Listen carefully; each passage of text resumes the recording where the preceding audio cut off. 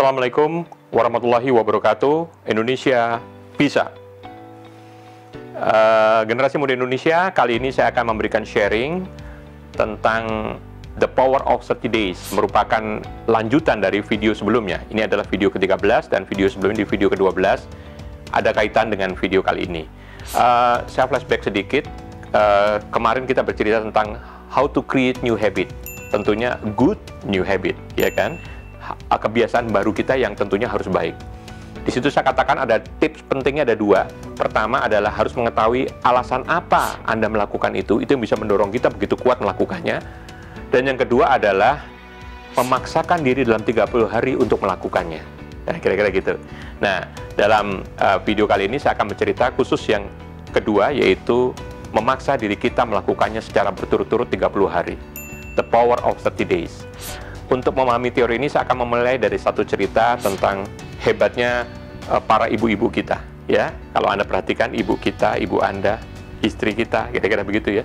Itu adalah orang-orang yang bisa melakukan kegiatan multitasking. Dia bisa gendong anak, sambil memasak, sambil membaca majalah, sambil melihat TV, sinetron. Dan tidak ada yang missing di sana, tidak ada yang terlewat ya, kira-kira begitu. Nah, itu hanya bisa terjadi karena dia melakukan itu dengan satu alam bawah sadar. Dan ini yang orang tidak paham.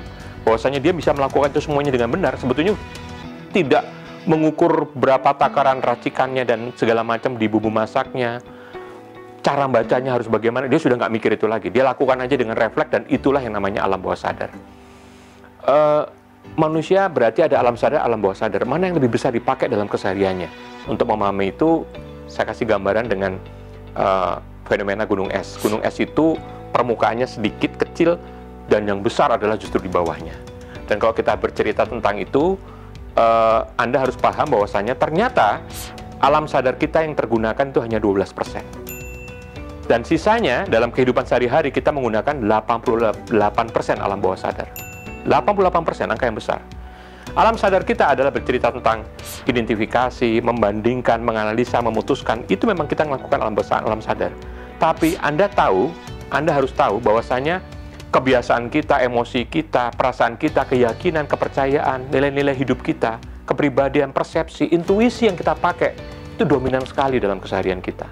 Itu yang 88%. Nah, yang perlu saya tekankan di sini sebetulnya alam bawah sadar ini bisa kita bentuk dalam bentuk 30 hari kebiasaan. Jadi memaksa kebiasaan tersebut. Dan nanti akan timbullah kebiasaan baru yang akan susah kita tinggalkan.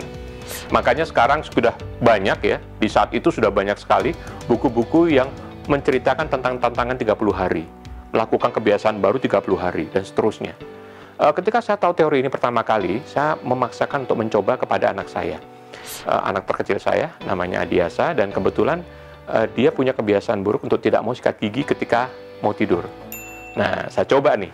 Jadi, 30 hari penuh saya coba dia sikat gigi secara rutin, tepat di jam 8 malam. Ya, jadi polanya harus ada, yaitu jam 8 malam dia sikat gigi. Caranya memang saya buat berubah-ubah. Ada yang kita kawal langsung, ada yang lampunya dimatiin kalau nggak sikat gigi, ada cara untuk ditungguin, dan seterusnya lah, banyak cara. Sehingga dia terpaksa untuk sikat gigi tepat jam 8 sebelum dia tidur, ya, sambil mungkin menunjukkan rasa jengkelnya, kira-kira begitu ya. Tepat di hari ke-31 saya diamkan, dan apa yang terjadi, dia mulai ngelirik kanan kiri, kok bapak nggak menyuruh saya sikat gigi. Dan dia cepat-cepat masuk ke kamar tidur, dan dia cepat-cepat tutup tubuhnya dengan selimut, dan saya memperhatikan, saya diamkan saja, dan dia mulai kelihatan resah, bergerak ke kanan dan ke kiri, dan dia keluar kamar lagi sambil mengatakan, aduh nggak bisa tidur, belum sikat gigi, kira-kira seperti itu. Jadi 30 hari telah memaksa dia untuk mempunyai kebiasaan baru yang tidak bisa lagi dia tinggalkan. Untuk memahami situasi ini, mari saya challenge dengan simulasi sebagai berikut. Mari Anda genggamkan tangan Anda dalam hitungan ketiga sebagai berikut. 1, 2, 3. Iya, seperti ini. Ya, seperti dicontohkan ini. Kemudian buka lagi, Anda buka lagi, dan mulai lagi. 1, 2, 3, tutupkan lagi seperti ini. Perhatikan dengan baik, ada dua macam cara Anda menggenggam tangan. Ada yang posisi jempolnya di sebelah atas, yang jempol kirinya, ya. ada yang posisi jempol kanannya di sebelah atas. Jadi ini dua hal yang berbeda. Ya, perhatikan dengan baik. Berbeda kan? Nah, Anda sekarang harus melakukan cara yang berbeda. Kalau Anda yang tadi jempol kirinya di atas, saya akan minta menjadi jempol kanannya yang di atas. Kalau Anda yang jempol kanannya di atas, saya akan minta menjadi jempol kirinya yang di atas. Jadi ini adalah pertukaran. Buka dulu tangannya. Oke? Sekarang dalam hitungan 3 tutup. 1, 2, 3. Iya.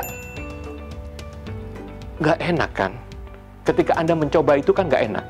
Memang yang namanya perubahan itu selalu tidak nyaman. Tetapi sekarang coba Anda paksa selama 30 hari, Anda menggunakan cara yang berbeda tadi. Yaitu yang kiri, jempolnya di atas, yang jempol kiri di atas kita rubah menjadi jempol kanannya di atas, yang satunya kebalikannya. Paksa selama 30 hari. Setelah itu ketika Anda mencoba lagi, terjadi sebaliknya. Dan Anda sudah tidak bisa meninggalkan kebiasaan baru ini. Nah, itu bagian terpentingnya, ya. Nah, saya akan menceritakan di sini adalah quote bagus sekali dari John Dryden mengatakan bahwa pertama-tama kita harus membentuk kebiasaan kita. Dan nanti kebiasaan kita lah yang akan membuat kita, kira-kira begitu. Jadi itu sangat penting, ya. Saya tertarik pada satu quote yang mengatakan begini, 30 hari untuk membuat kebiasaan. 60 hari, ya.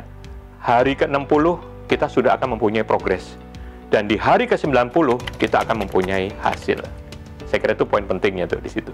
Nah, bagaimana supaya kita mempunyai kebiasaan yang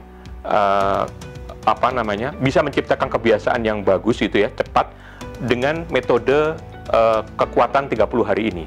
Tipsnya adalah ya supaya strong 30 hari ini adalah satu adalah selalu dikaitkan dengan great why-nya. Jadi ada hubungannya lagi. Kalau Anda melakukan sesuatu tuh ingatkan kenapa sih Anda melakukan, nah itu kan. Jadi Anda akan bersemangat lagi. Itu paling berat di awal-awal. Kemudian harus dibuat polanya. Jadi tadi lakukan itu dengan misalnya tadi sikat gigi di jam yang sama. Sikat gigi di jam yang sama. Itu nanti akan membuat pola yang akan memaksa dia akan melakukan itu. Kemudian ada baiknya dibuat afirmasi, ya, dan juga pengingat motivasinya. Biasanya orang kalau udah ngeliat foto, ngeliat musik, ngeliat gerakan tertentu yang dia lakukan akan menyebabkan dia jadi semangat lagi gitu. Nah, itu yang harus kita kaitkan. Nah, kemudian juga kaitkan dengan untuk dilakukan secara fun, di awal-awal terutama. Jadi kalau Anda ingin memaksa sepedaan untuk pertama kali menjadi kebiasaan rutin Anda, jangan sendirian, Anda akan berat. Saya pengen fun, sepedanya sama teman-teman. Ya, pertama kali sepedanya mungkin banyak makannya nih, mampir kanan kiri. Tetapi lama-lama itu menjadi satu kebutuhan. Kebutuhan apa? Untuk selalu bersepeda. Ya, lama-lama nanti tinggal dikurangi aja. Lama-lama tidak perlu dengan teman, lama-lama sendiri, dan seterusnya. Tetapi yang awal memulainya, itulah yang agak berat dan harus dilakukan dengan kondisi yang semaksimal mungkin fun. Saya kira itu poinnya daripada The Power of 30 Days, yang merupakan kontribusi daripada Creating New Habit, ya, menciptakan kebiasaan baru. Jadi, dua hal kesimpulannya, tips saya adalah untuk membantu kita mempunyai kebiasaan-kebiasaan baru, yang baik tentunya, yaitu Anda harus memahami alasan apa Anda melakukan, dan yang kedua adalah Anda harus paksa lakukan itu dengan pola selama 30 hari dalam rangka untuk menciptakan kebiasaan baru. Dan kebiasaan baru ini jelas sangat clear bahwa dalam rangka meninggalkan kebiasaan lama kita yang buruk dan mendatangkan kebiasaan baru kita yang baik dan menjadi karakter kita. Saya rasa itu yang bisa saya sampaikan, semoga menginspirasi. Terima kasih. Wassalamualaikum warahmatullahi wabarakatuh. Indonesia bisa.